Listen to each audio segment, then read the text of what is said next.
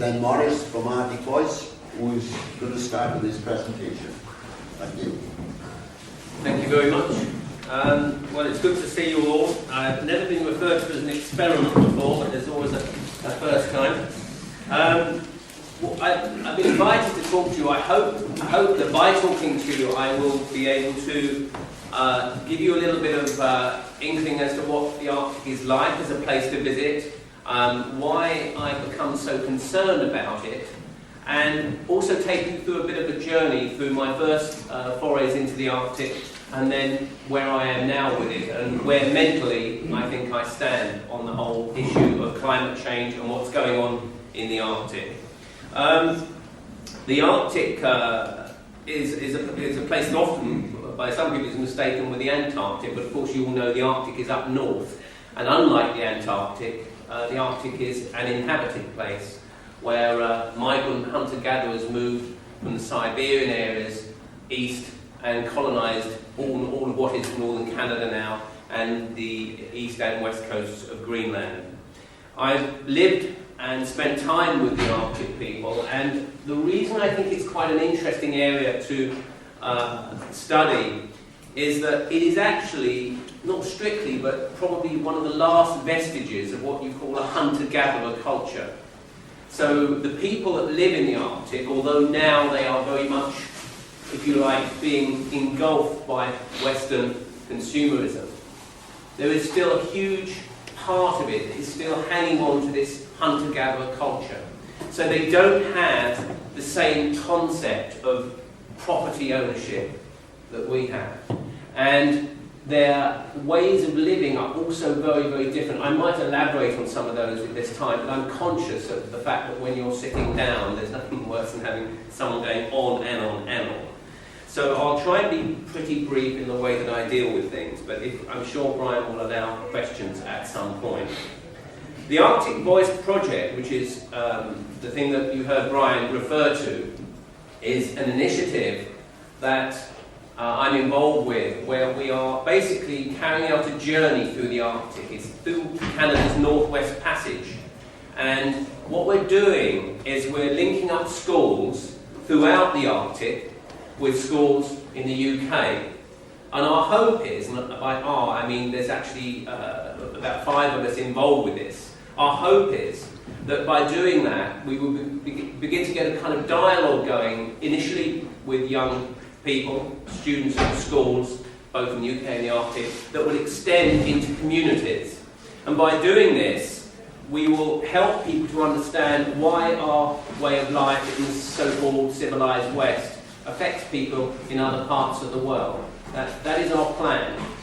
Now, the journey is by kayak, and it's arguably an environmentally friendly way of travelling through the Arctic. And when we meet the Arctic people, we often meet them in their settlements, having kayaked 200 or 300 miles without seeing anyone else, and we find that helps us engage with them because they see a traditional craft, and we're able to engage with them. That seems to work quite well.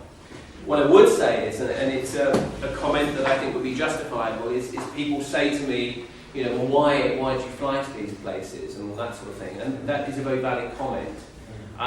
But what I would say to that is I'm hoping, or initially I hope, that this project would be a success in terms of what it achieved, and the sort of, I hesitate to use the word raising awareness, because I really feel that if people aren't aware of what's going on at the moment, they must be absolutely balmy. But so I won't use that term again, but we were hoping that the value of the project would outweigh the act of flying to these places. I think one of the things I will talk about is the beauty of the Arctic as well. I'm going to show you some slides that hopefully you will be able to see on the screen next to me here. These are trips I have done to the Arctic. Each individual expedition to the Arctic has been arguably a kind of talk in its own right, but I'll just show you 1 or 2 images from each of those, and I'm hoping that you'll kind of have an understanding of why the place to me is so beautiful. What I'd like to do is initially talk a little bit about how I feel about what's going on in the Arctic before going into the slides.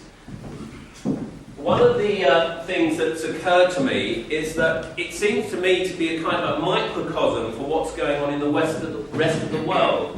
Because the kind of movement and transition between hunter-gatherer and what we see now has happened very, very quickly indeed. It's literally over the last generation or two. And that is actually quite an astounding change in a very short space of time. And now you may wonder what this poem's got to do with it, but I think by the end of the talk I'm hoping you all understand a little more about that. This is a little poem called Timeless Simplicity by John Lane. The industrialist was horrified to find the fisherman lying beside his boat smoking his pipe. "Why aren't you fishing?" said the industrialist. "Because I've caught enough fish for the day." "Well, why didn't you catch more?" "Well, what would I do with them?" "Well, you could earn more money. Then you could have a motor fixed to your boat and go into deeper waters and catch more fish. That would bring you money to buy nylon nets. So more fish, more money. Soon you would have enough money to buy 2 boats, even a fleet of boats, and then you could be rich like me." "Well, what would I do then?" "Then you could just sit back and enjoy life." "Well, what do you think I'm doing now?" Now, the point of that, I think, I hope will come out in some of these images and everything else, and that is, I believe we've got to the point now in life where we are entirely losing touch with the environment. Now, this is the angle I'm coming from. I believe that there have been occasions when I've been fortunate enough, and I have to say I am very fortunate in being able to travel to the Arctic. But there have been occasions when I've engaged with the environment in a way that I don't think I could ever have done had I not have been in those environments. I'll give you an example of a few cases. One was when, with another friend, we skied across Greenland. And it took us just over 2 months, and we pulled our sledges with all our food. There were 2 of us. And we were following the route originally taken by the Norwegian explorer Fridtjof Nansen. Now, when we got to the other side, we had a fantastic time. It was an emotional and spiritual and physical kind of upheaval, but we got to the other side, and we had no food there. So we were both hungry.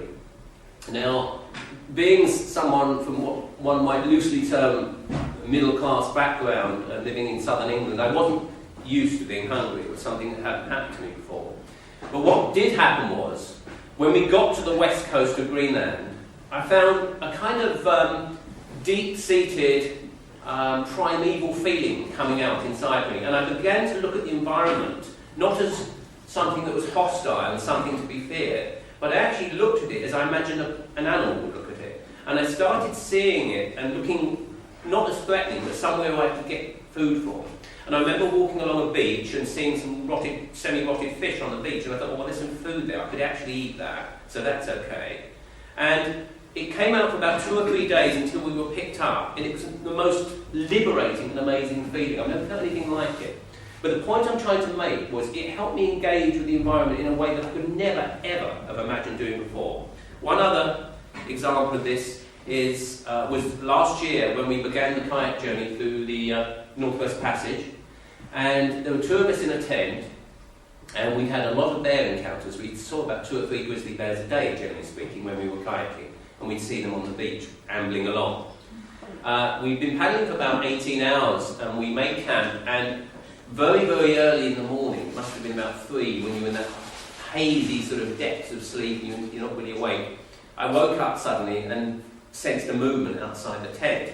And there was a grizzly bear outside the tent. They're about 8 foot high, these things. Very, very big animals. And Stephen, who was with me, I'll see a couple of pictures of him, I'm sure. I woke him up to Stephen, there's a bear outside. And I just saw this brown shape sort of